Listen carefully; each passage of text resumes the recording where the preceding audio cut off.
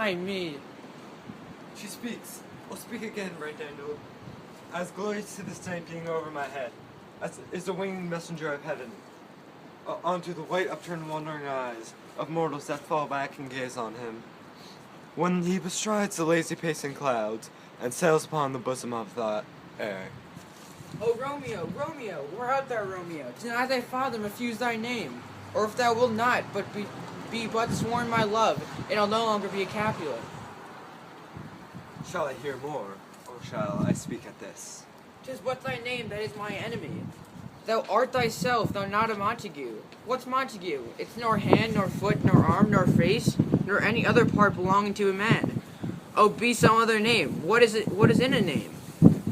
That which we all rose by another name would smell as sweet. So Romeo would, were he not Romeo called, retain that dear perfection which he owes. Without that title, Romeo, doff thy name, and for that name, which is no part of thee, take all myself. I take thee at thy word. Call me but love, and I'll be new baptized. Henceforth I will never be Romeo. What man art thou thus bescreened in night, so stumblest on my counsel? By a name, I know not how to tell thee who I am. My name, dear saint, is hateful to myself, because it is an enemy to thee. Had it written, I would tear the world. My ears have not yet drunk 100 words of that tongue's utterance. Yet I know the sound. Art thou not Romeo and a Montague? Neither, fair saint, if either thee dislike. How camest thou hither, tell me, and wherefore the orchard walls are high and hard to climb, and the place death, considering who thou art, if any of the kinsmen find thee here? With love's light wings do I overperch these walls, for stony limits cannot hold love out, and what love can do that dares love attempt? Therefore thy kinsmen are now let to me. If they do see thee, they will murder thee. Alack, there's lies more pale in thine eyes than 20 of their swords. Look thou but sweet, and I am profound against their enmity. I would not for the words they saw thee here. I have night's cloak to hide me from their sight, but that thou love me, let them find me here. My life were better ended by their hate than death prolonged, wanting thy love. By whose direction foundest thou out this place? By love, who first did prompt me to inquire. He lent me counsel, and I lent him eyes. I am no pilot, yet wert thou as far as that vast shore washed with the farthest sea, I would have ventured for such Knowest the merchandise. mask of night is on my face, else would a maiden blush repay my cheek. For that which thou hast heard me speak tonight, fain would I dwell on form, fain deny what I have spoke, but farewell compliment. Dost thou love me? And no, thou wilt say, aye. And I will take thy word, yet if thou swearest, thou mayest prove false, and lovers perjures, then say, Jove laughs. O gentle Romeo, if thou dost love, pronounce it faintfully. Or if thou thinkest I am too quickly won, I will frown and be perverse, and then say, nay. So thou woo, but else not for the world.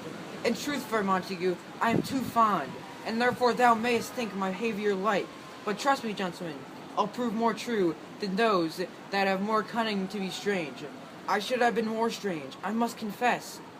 But thou that overheardest, ere I was ware, my true love and passion, therefore pardon me, and not impute this yielding to live love, which the dark night hath so discovered. Ugh.